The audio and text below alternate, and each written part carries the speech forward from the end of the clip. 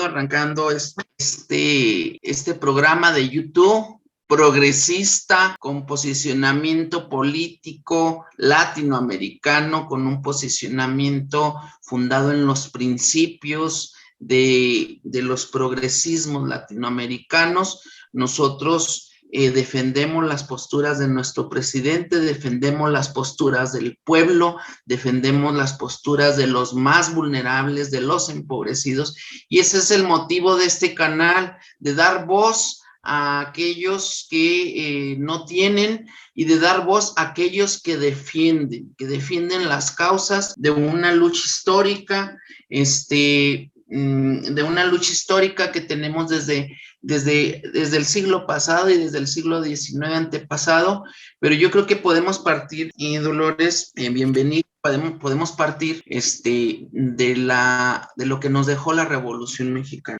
Nos parece que con esta negativa de la oposición, de los partidos, y hay que decirlo con todo su nombre, de los diputados del PAN, de los diputados del PRI, de los diputados de Movimiento Ciudadano, de los diputados del PRD que ahora dirigen este partido, le dan la espalda, traicionan los principios de nuestra Revolución Mexicana, traicionan los principios de Adolfo López Mateos, del cardenismo, de esta visión nacionalista que nos caracterizaba históricamente y que nos pone en entredicho el día de hoy con todos estos temas, ¿no?, que afectan a los mexicanos, que benefician a estas transnacionales. Te pongo una hipótesis que analizábamos en esta semana con el Oso Medina.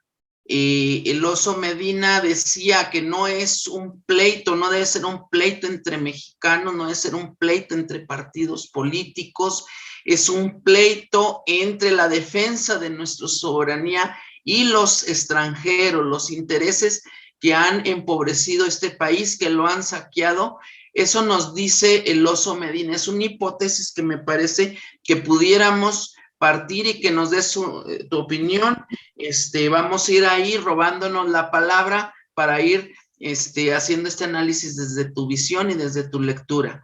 Pues adelante y bienvenida. No, primeramente, agradecerles mucho este espacio, felicitarlos por crear espacios de comunicación donde se hable con verdad, donde podamos reforzar las ideas, porque estamos en un cambio muy profundo de las conciencias, que es lo más difícil de lograr. Podemos lograr un cambio de modelo económico, estamos haciendo una transformación profunda en muchas áreas, pero el cambio principal y que se da a través de estos espacios, pues es el cambio ideológico, el cambio de pensar, que dejemos esa herencia neoliberal que creó una ideología individualista, egoísta, depredadora, incapaz de pensar en la comunidad, en el país, en la patria, en los intereses superiores, en las causas grandes que defiende nuestra población, defender a nuestra población. Todo eso es un cambio que estamos forjando y estos espacios ayudan a todo eso. Tú hablabas de alguna temporalidad. Yo quisiera ubicar la cuarta transformación en 1968. Allí inicia una exigencia por democratizar a México. México, desde los constituyentes, se concibe como una república democrática, como una república, por ejemplo, en el 39, le da el poder al pueblo para poner gobernantes y para que los gobiernos le sirvan a la población. Y muchos otros artículos muy importantes. El artículo primero defiende los derechos humanos por encima de cualquier otro derecho. El artículo cuarto tiene consagrada la política de bienestar, el derecho a la salud, el derecho a la educación, a las pensiones de los adultos mayores, a las becas para los estudiantes. Pero esto se logró hasta ahora, que el Congreso de la Unión tiene mayoría de la coalición Juntos Hacemos Historia. Hoy es un orgullo ser diputada o diputado senador de esta transformación. Pero ¿cuándo empezó la 4T?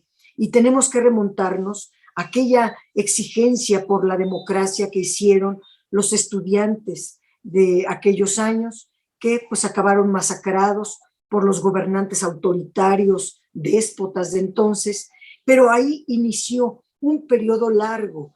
Nosotros nos inscribimos, yo soy de la vieja guardia, tengo 40 años en la política, hace 40 años conocí al ahora presidente de la República y a lo largo de décadas hemos venido luchando, no, y más bien con muchos obstáculos en medio para lograr que tengamos la izquierda la posibilidad de gobernar México, la presidencia de la República. Ahora estamos ganando varios gobiernos estatales, ya tenemos 18 gubernaturas y centenares de municipios. Al menos 1,200 municipios se coordinan en esta coalición Juntos Hacemos Historia. Y desde ahí estamos haciendo un cambio en favor de la gente y en favor de los intereses nacionales. Es nuestro único motor el bienestar de la población y la soberanía de nuestra patria, la soberanía de nuestros recursos naturales, y estamos dando la lucha con gran valor, con gran convicción, pero también con mucha alegría, con mucha entrega, sabiendo que tuvimos en estas décadas que aguantar muertos. Por ejemplo, Carlos Salinas nos asesinó a 600 compañeros, que aguantar cárcel, persecución, linchamientos mediáticos y un sinnúmero de sacrificios, sinsabores, siempre por la vía pacífica, siempre por la vía electoral, siempre convenciendo a un cada vez mayor número de ciudadanas y ciudadanos para que se decidieran a dar este cambio. La ciudadanía dio el gran salto cualitativo en México en 2018 y dijo: hasta aquí llegaron los depredadores, los violadores de los derechos humanos, los que entregan los recursos a los extranjeros, los que no les importa la necesidad, los problemas de la población. Hasta ahí llegaron y ha comenzado una nueva era, una nueva etapa que estamos construyendo todos, tú, todos nuestros compañeros y compañeras a lo largo y ancho del país, este nuevo proyecto alternativo de nación que le hemos denominado Cuarta Transformación. Por eso es tan importante estos esfuerzos. Oyes, Dolores, con tu experiencia, gran experiencia legislativa, la gran batalla que has dado en las cámaras, en los congresos, Fisgón, Rafael Barajas, ponía una hipótesis: tenemos que plantearnos esta reforma. Antes, inclusive, él estuvo en el Parlamento abierto, en el Parlamento ciudadano, y él nos decía en alguna de las oportunidades que estuvimos con él analizando y reflexionando, tenemos que considerar esto como un derecho o como un negocio, y es donde se determina ahora el voto. ¿Qué te parece o cómo lo concibes, Margarita, apoyando a Iberdrola con todo este tema, que han recibido moches, que han recibido recursos, o diputadas del PRD que tienen a cabilderos italianos de Enel, empresas que han saqueado, empresas que no vienen a perder, empresas que no están pensando en el pueblo? Entonces, con toda esta lectura y toda cómo quedan exhibidos en el canal del Congreso miles de personas conscientes, miles de personas críticas, vieron cómo los diputados del PAN, los diputados del PRI, los diputados de Movimiento Ciudadano y del PRD traicionan con esta negativa, con no dejar pasar esta reforma constitucional que nos proponía el presidente. ¿Cuál es tu sentir, tu lectura? Bueno, primero decir que el presidente de la República es un estratega. Siempre se ha caracterizado por considerar plan A, plan B, plan C. Y en efecto, como bien lo comentas, el PAN, el PRI, el PRD y el Movimiento Ciudadano, que la gente lo sepa muy bien, quienes votaron en contra de una reforma que además solamente, tenía alcances muy grandes, ahorita lo explico, pero votaron por una reforma que proponía detener la privatización de la electricidad y que ya no fuera Iberdrola la empresa que se va posicionando. Es decir, en materia de la industria eléctrica, la Comisión Federal de Electricidad sigue siendo la número 1, pero la número 2, ya pisándole los talones, es Iberdrola. Y lo que hicieron Carlos Salinas desde 1992 al crear una ley inventada, inconstitucional, que se llamó Ley del Servicio Público de Electricidad, cómo hacer una ley secundaria permitiendo la generación privada, la compraventa de electricidad sin cambiar la Constitución. Lo hicieron inconstitucionalmente, violando la Constitución durante todos los sexenios, Carlos Salinas, Zedillo, Fox, Calderón y Peña Nieto, pues reformó la Constitución para legalizar todo ese atraco a lo largo de varios sexenios. Y ahora que está el presidente López Obrador, presenta una iniciativa en favor de la nación, en favor de una industria nacional mixta, donde se permita, donde se reconoce la inversión privada hasta un 46% y que el 54% lo generara la CFE. Eso le ponía un alto a la privatización constante. Y el PAN, el PRI, el PRD, el MC, partidos de la derecha, y votaron en contra de esto. ¿A quién se le puede ocurrir, hasta políticamente hablando, les afecta sobremanera? A ellos no les importa qué opine la gente, porque nunca les ha importado la población, la ciudadanía, pero a nosotros nos importa nuestro país y que la población, los 126 millones de mexicanos y todas las actividades económicas, los hospitales, las escuelas, la tiendita de la esquina y todo mundo tenga electricidad las 24 horas del día de una manera continua. A nosotros sí nos interesa lograrlo. El plan A del presidente, que era modificar la Constitución, no se logró por esta votación minoritaria. También hay que subrayarlo, las derechas son una minoría, la izquierda en la coalición Juntos Hacemos Historia es mayoría.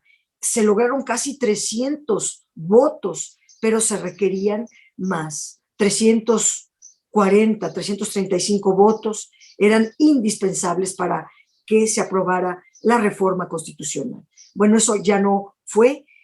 ¿Cuál es la lectura aquí, estimado Eric?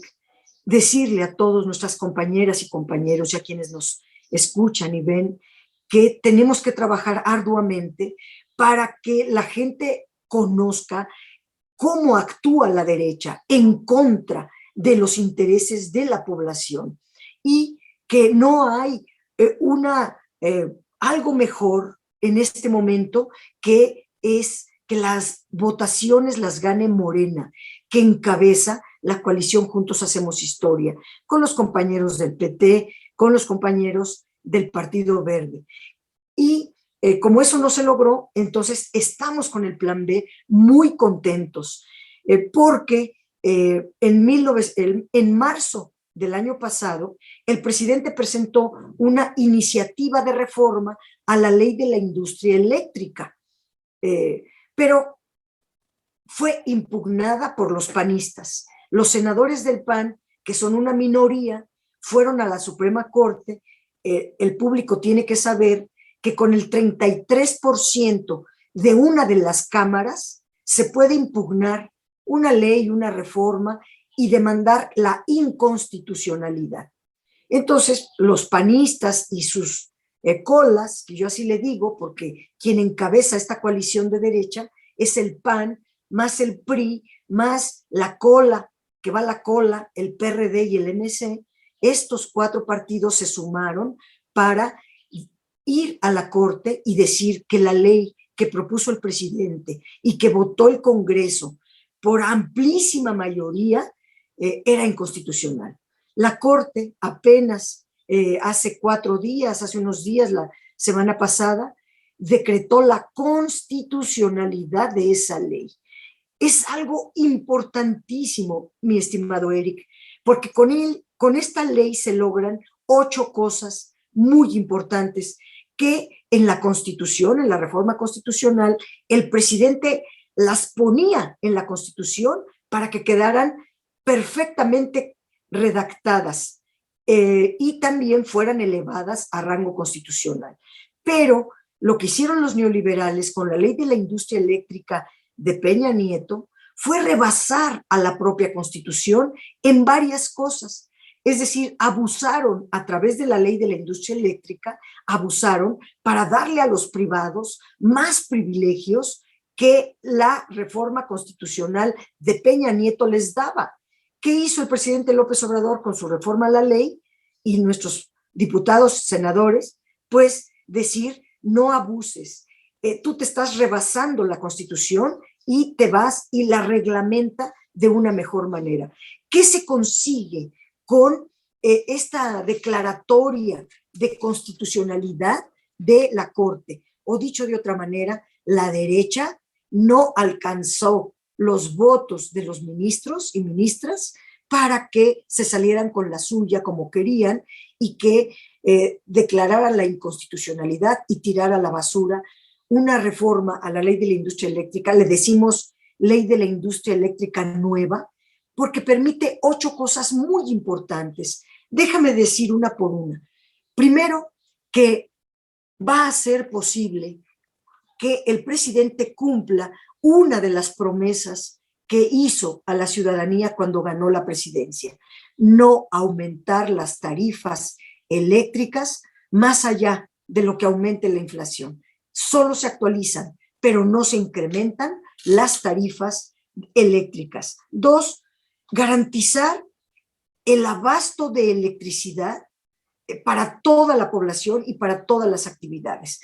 ¿Por qué lo digo garantizar? Ustedes dirán, bueno, están los privados ahorita dando la electricidad y también se garantizan. Sí, pero a un costo muy superior, porque una de las cosas que se consiguen con esta ley es dejar de subsidiar abusivamente a no más de 20 empresas que se llevan 400,000, o para ser exactos, 359,000 millones de pesos de subsidios este año 2022, que todos nosotros con nuestras tarifas estamos pagando 359,000 millones de subsidios a 20 empresas extranjeras.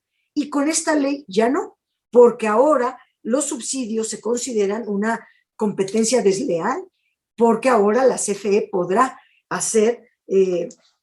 generar electricidad y poderla vender, poderla meter a la red de transmisión. El público tiene que saber que México es el único país en el mundo que tiene un sistema eléctrico nacional integrado, es decir, único, está interconectada toda, es una como red troncal, la red de transmisión. Todos los generadores tienen que meter a esa red de transmisión la electricidad y luego se distribuye a lo largo de las redes de distribución. Pero tramposamente, la ley de Peña Nieto decía que para entrar a la red, el SENACE de Peña Nieto tenía que decir de qué manera iban a entrar los generadores a la red de transmisión. A esa actividad se le llama despacho. ¿Cómo iba a entrar la electricidad a esa red para distribuirse?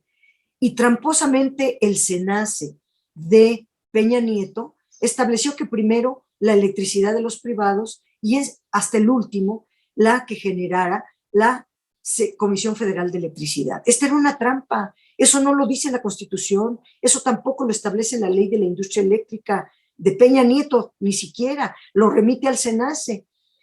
Ahora que está el presidente López Obrador, dice no, el SENACE no puede sobrepasar la Constitución y se queda la Constitución lo delega a la ley y queda plasmado en la ley que todos los generadores públicos y privados pueden entrar a la red, porque había una discriminación abusiva en contra de la CFE. Ahora la CFE puede meter su electricidad a la red de transmisión.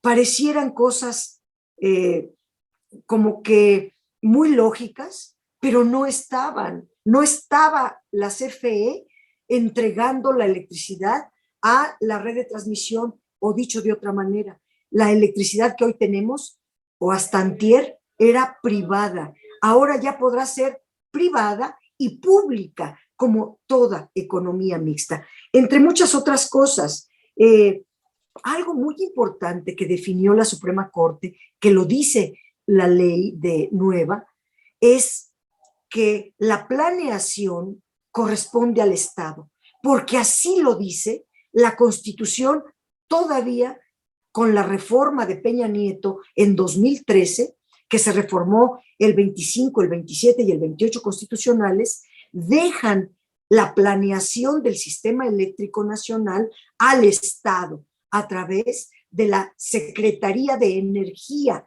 como es lógico, no puede ser arbitrario, todo tiene que ser con base en una planeación, eso lo dice la Constitución. Pero ¿qué decía la ley de Peña Nieto?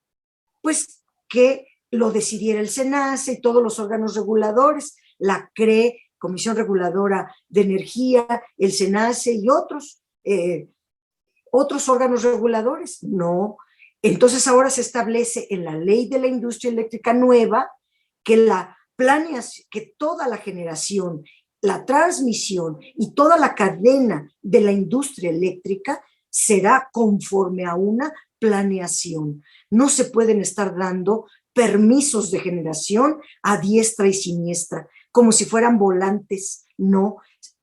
¿Cuántos megawatts soporta la red de transmisión? Pues hasta ahí te doy los permisos. Si reforzamos entre todos la red de transmisión y se incrementa la potencia para meter más electricidad, doy más permisos, pero todo tiene que llevar una planeación. ¿Qué hizo Peña Nieto después de la reforma?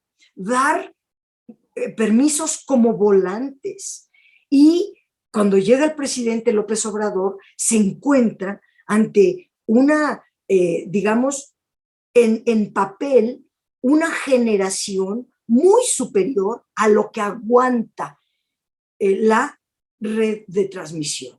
Pues, ¿qué hace? Una ley para parar esa dinámica. Y por fortuna la tenemos. Es el plan B, no es una reforma constitucional, pero con la ley se permite evitar esos subsidios que sangran la economía de todos nosotros. Se permite un despacho de electricidad pública, también privada, y se permite con ello ya no subir más las tarifas. Entre muchas otras.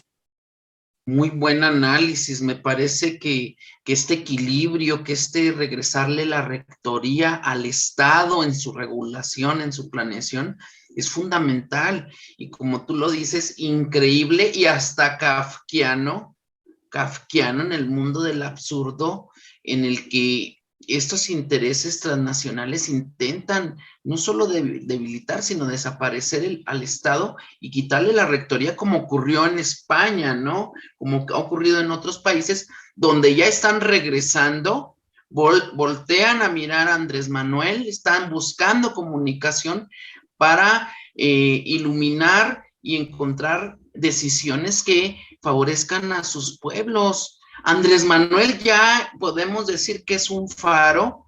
Me llama la atención una opinión de un periodista que para mí es de los más decentes, de los más honestos, que es Álvaro Delgado, es quien denunció con mucha anticipación este amaciato, un periodista de investigación, y este amaciato Peña Calderón o PAN-PRI, ¿no? Que ya venía también Andrés Manuel en su narrativa, ya también venía manejándolo. Álvaro Delgado nos dice que se reivindica a Peña Nieto.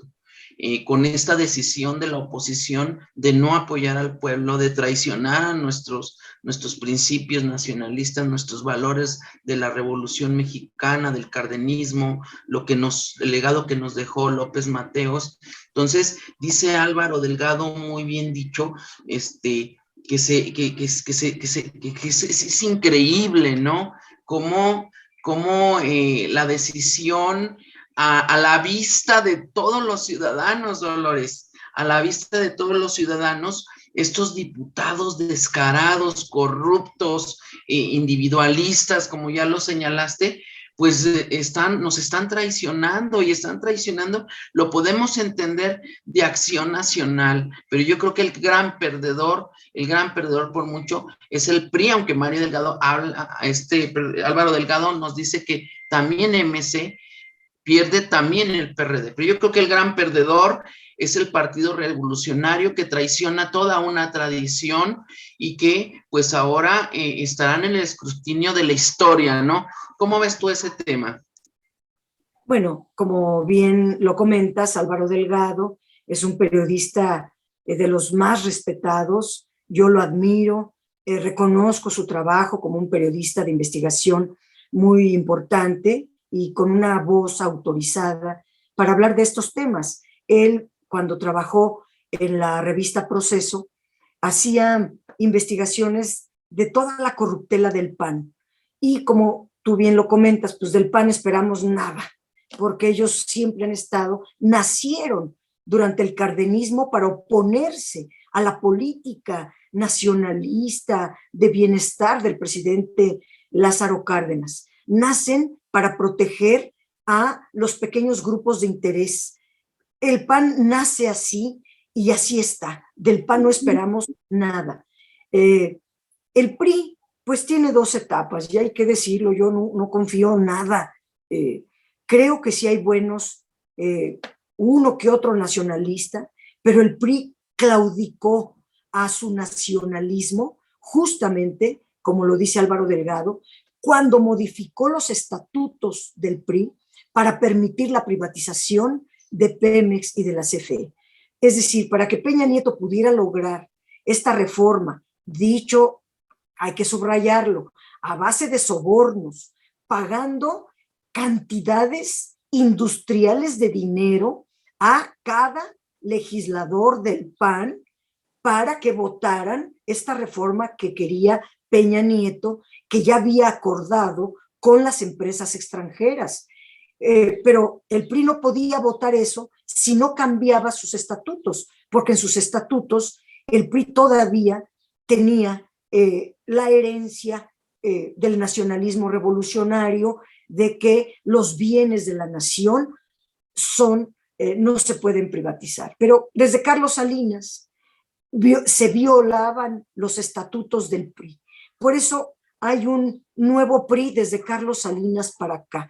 El viejo PRI del nacionalismo revolucionario, el que representó en su momento López Mateos y algunos, no muchos buenos presidentes, pero pues, había algunas gentes rescatables. Sin embargo, desde Carlos Salinas, él creó un modelo neoliberal en México que hizo un daño monumental al patrimonio nacional, generó una pobreza extendida en todo el país, se olvidó del sur-sureste y muchos otros atracos. Y ahí, si el presidente de entonces, y fíjate que hay dos datos bien importantes, Carlos Salinas y Felipe Calderón fueron dos presidentes ilegítimos. Ellos perdieron la elección y llegaron allí mediante un fraude. En 1988 ganó el ingeniero Cuauhtémoc Cárdenas. Yo lo acompañé en su campaña.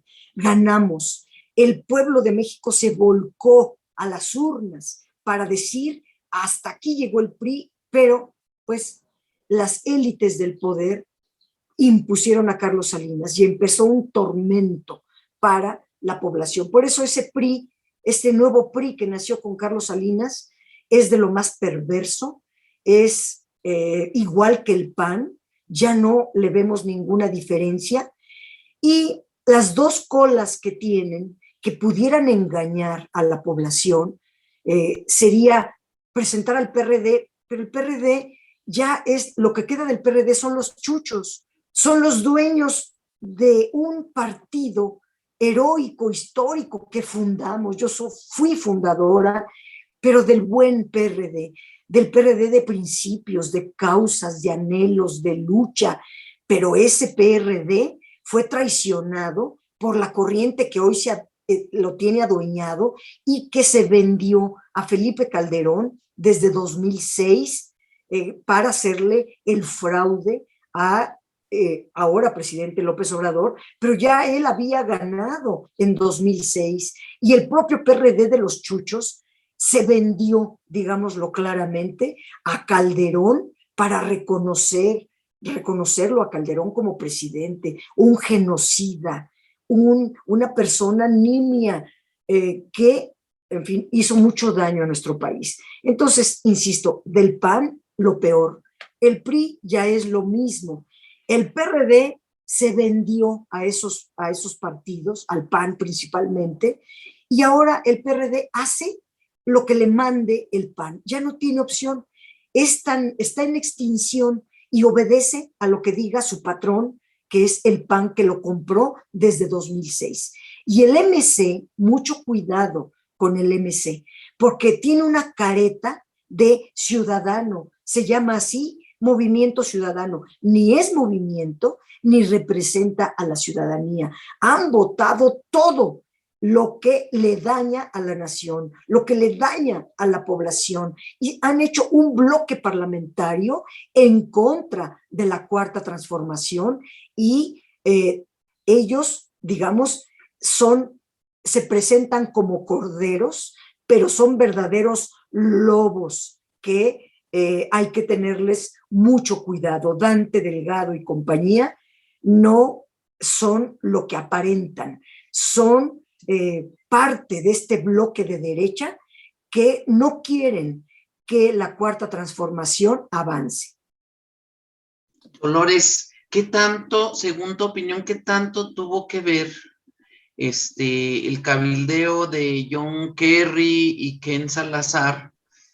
Sobre todo se habla en algunos medios que están más apegados a la verdad, que influyeron mucho en Alito y en las cabezas priistas, las cúpulas priistas, para que el PRI tomara esta decisión que es trascendental y que los deja en un ridículo en la historia, que pega como traición a los propios principios que dieron origen a este partido, que hubo un PRI revolucionario, nacionalista, y ahora estamos hablando de la otra visión, de la visión neoliberal, de la visión en donde ganan son las transnacionales, en donde ganan son los que se han enriquecido a costa de estas desigualdades que cada vez son más grandes entre pobres y ricos y que han empobrecido a países enteros. Ahí está Chile, ahí está Argentina, cómo pegó el neoliberalismo en estos países que al final de cuentas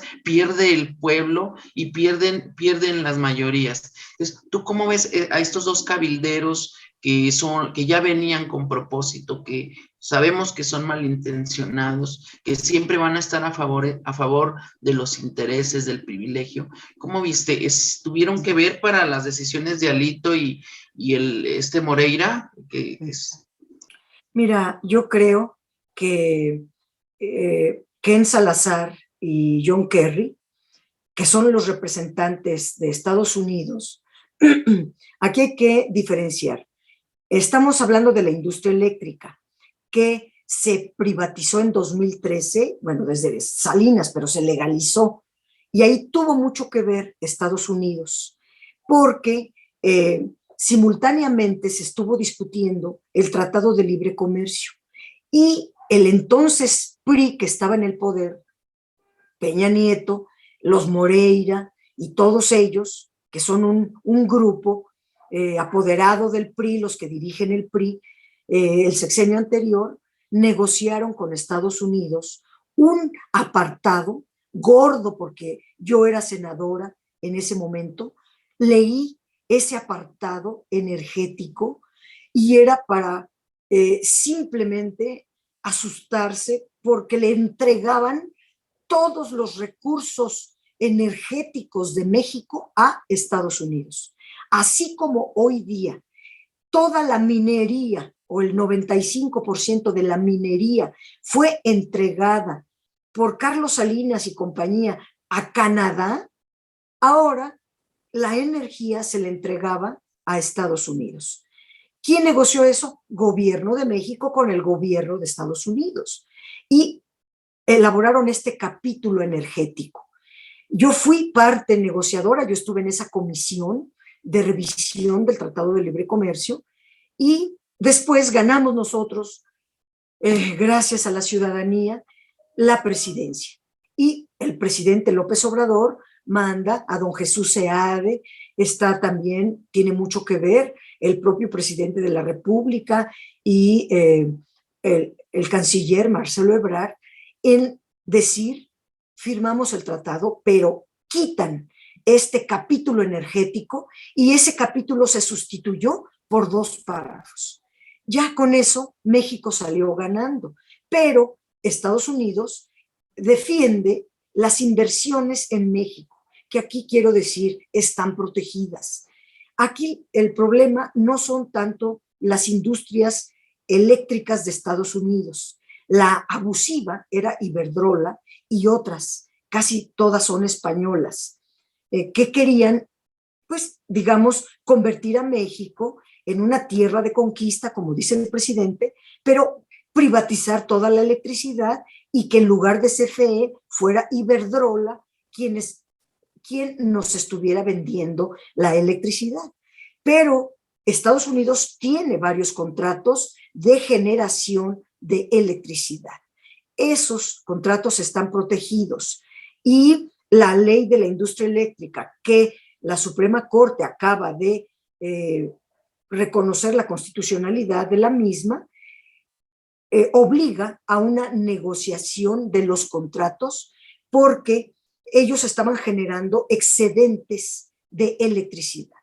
Tú, aún respetando la reforma neoliberal de Peña Nieto, si te dan un permiso para generar 3 megawatts, no puedes generar 5. ¿Por qué vas a generar 5 si tu permiso ampara 3? Eso es revisar los contratos, porque los neoliberales les dieron chance de que por la puerta de atrás estuvieran generando electricidad excedente a través de figuras como el autoabasto, que la Corte acaba de decretar inconstitucionales, eso sí, ilegales por donde quiera que se le vea. Entonces, como ellos tienen algunos permisos, contratos de este tipo, los van a negociar. Y está bien porque el presidente ya abrió una mesa de negociación para ver en qué términos quedarán los nuevos contratos. Pero tu pregunta es muy importante en el tema del cabildeo. El cabildeo lo hizo Estados Unidos, lo hizo España, lo hizo Francia, lo hicieron quienes defienden estos grandes negocios para la privatización de la electricidad. Por fortuna, bueno, para desfortuna del país, no se hizo esta reforma constitucional, pero yo le digo a todos, sigamos trabajando. La lectura política aquí de los cabilderos y de la derecha que desechó la reforma constitucional del presidente López Obrador es ganemos la mayoría calificada en el 2024 y volvamos a presentar esta reforma constitucional para que quede a buen resguardo la industria eléctrica, pero no solo, todo el sector energético del país quede a salvo. Mientras esté esa reforma constitucional de Peña Nieto, no está a salvo. Pongámoslo a salvo. ¿Cómo se puede lograr? Pues que la ciudadanía vote por Morena, por la coalición Juntos Hacemos Historia, para que podamos tener mayoría calificada en el Congreso y podamos revertir estas, digamos, traiciones a la patria, esta puñalada trapera que representan los diputados y diputadas del PAN, PRI, PRD, MC, que aceptan sobornos, se dejan digamos, envolver por los cabilderos. Los cabilderos no solo dan dinero, dan viajes, promesas, comidas, etcétera. Y eso es, pues ahora sí que quien se deje convencer, quien no tenga principios, quien no tenga valores. Nosotros que tenemos mucha claridad del papel estratégico que Morena y la coalición estamos jugando en este momento de la historia, tenemos firmes los principios y sabemos para dónde vamos. Y tenemos que seguir trabajando de manera honesta, con nuestros principios muy fuertemente arraigados para continuar la lucha. Oye, si estos cabilderos también traen maletines, la gente ya está muy informada, saben de esos maletines con los que entran al Congreso, saben lo que traen y saben para lo que soy. Yo lo único que estoy seguro es que no traen nada, cosa buena, nada de cosa buena esos maletines. Esta victoria moral del presidente con su propuesta nos da esperanza al 2024 y como tú dices, la ley alcanza para hacer algunas cosas, no alcanzamos la reforma profunda, la reforma constitucional, pero me parece que con tus palabras yo creo que hay esperanza para que el Estado regule, para que el Estado les detenga, les amarre las manos a estos ávaros del dinero, a esta visión fundada en la compra-venta que les ha valido gorro y les entra por una y otra, nuestra devastación como planeta, nuestra mala explotación de los recursos naturales, han devastado selvas, han devastado, contaminado ríos, han perforado, contaminando los mantos acuíferos. Todo esto de los energéticos es fundamental para las próximas generaciones. Antes de que me des tu opinión final sobre, como un mensaje para la gente del norte del país, nos estarán viendo muchos amigos de por acá, de Durango, de Coahuila, de Sinaloa, de Baja California Sur, Baja California Norte o Baja California. Por aquí me llegó un papelito.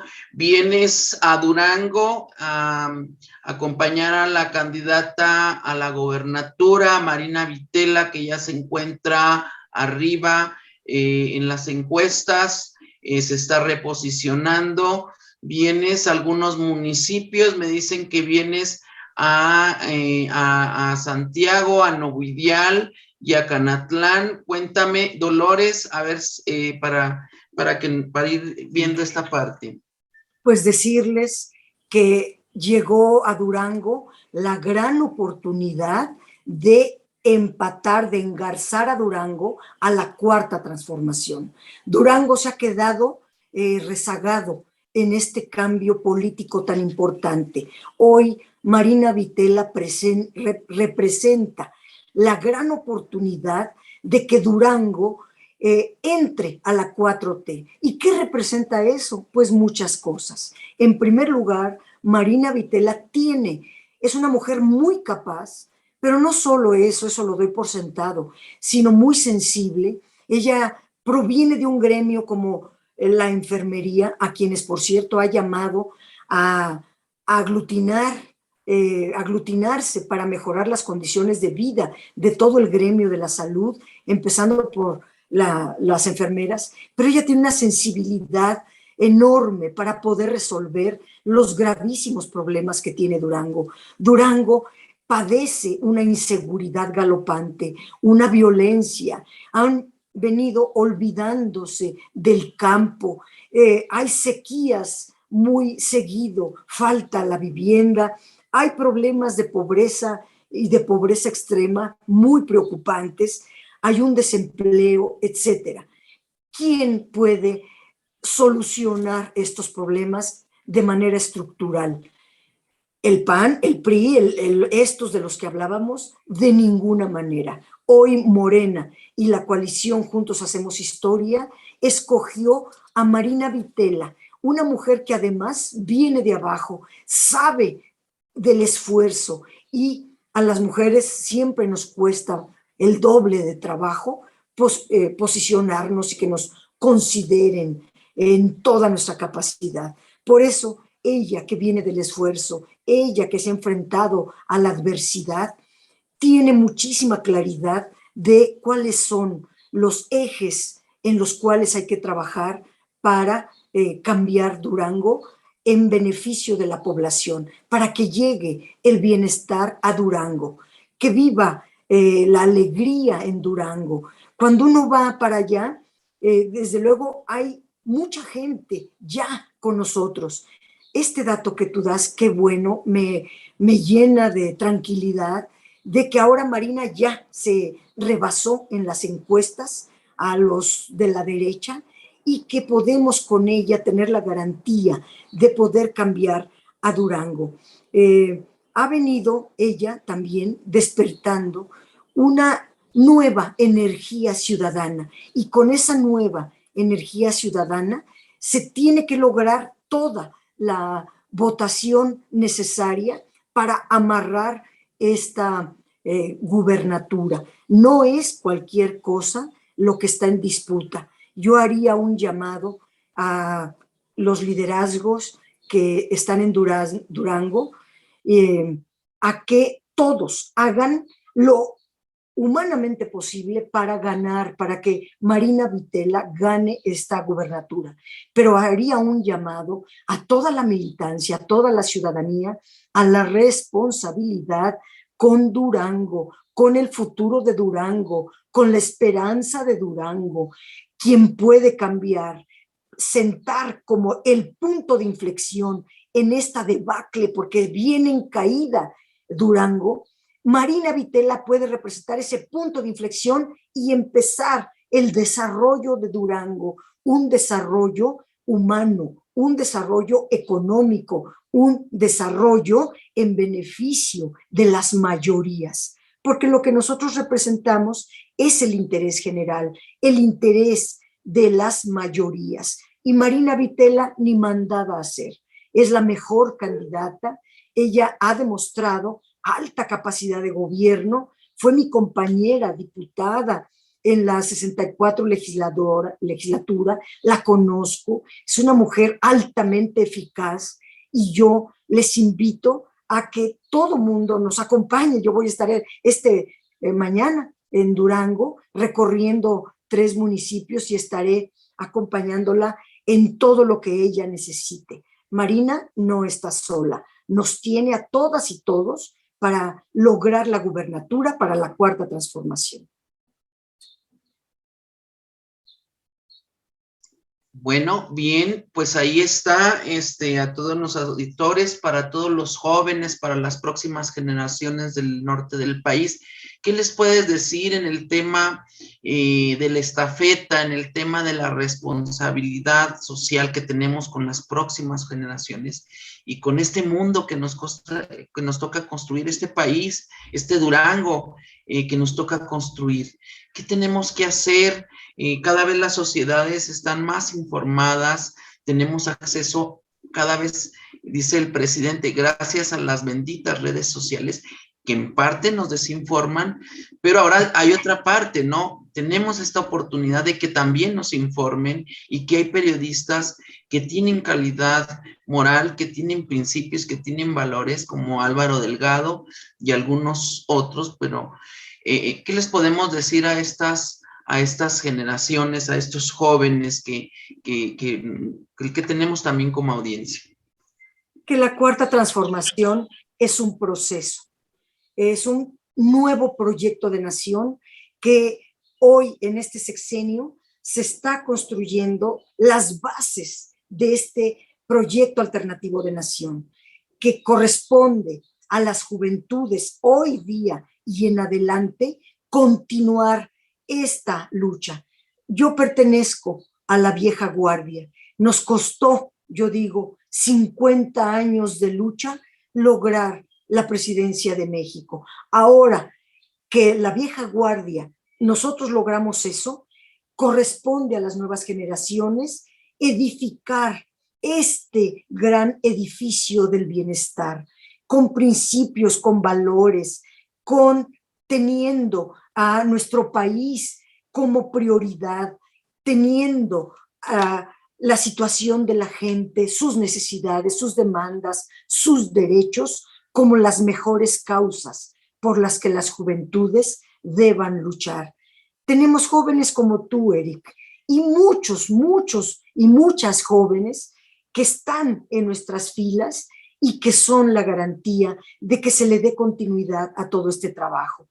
Nosotros vamos de salida y la garantía de que esta lucha que ha costado tantos sacrificios, tanta lucha, solo Dios y nosotros sabemos todo lo que ha costado este momento histórico.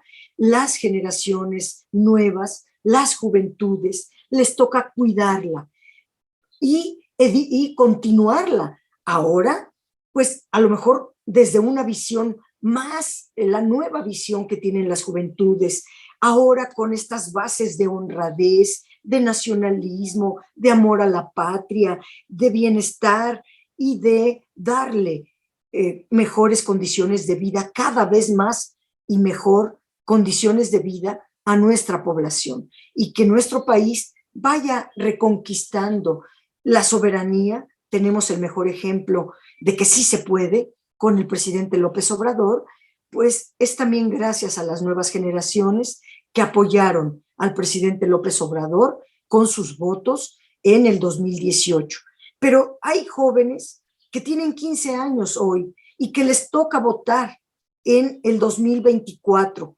Yo diría, metan a los jóvenes a la causa noble, justa de la transformación de México, que no se dejen convencer por la guerra sucia, que no caigan en las redes las redes que son pagadas con bots, con millones de pesos al día para desprestigiar el buen proyecto que está construyendo nuestro presidente y todos y todas a lo largo y ancho de nuestro país. A las juventudes les corresponde salvar y continuar esta gran causa que nos enorgullece haber logrado. Pues te agradecemos mucho, Dolores Padierna, bienvenida a este programa. Apenas estamos empezando, hay que darle like, hay que suscribirnos a toda nuestra audiencia, que ya tenemos por ahí gente que nos está mandando mensajes, que nos está ayudando con su visión, con sus recomendaciones para ir mejorando de a poco este programa. Pues te damos muchas gracias. Bienvenida a Durango, bienvenida a Ándale Pinolero, y para toda nuestra audiencia, su servidor Eri González, nos vemos la próxima y que tengan un bonito fin de semana todos. Gracias, Dolores, nos vemos. Saludos. Muchas gracias a ustedes. Éxito en todo.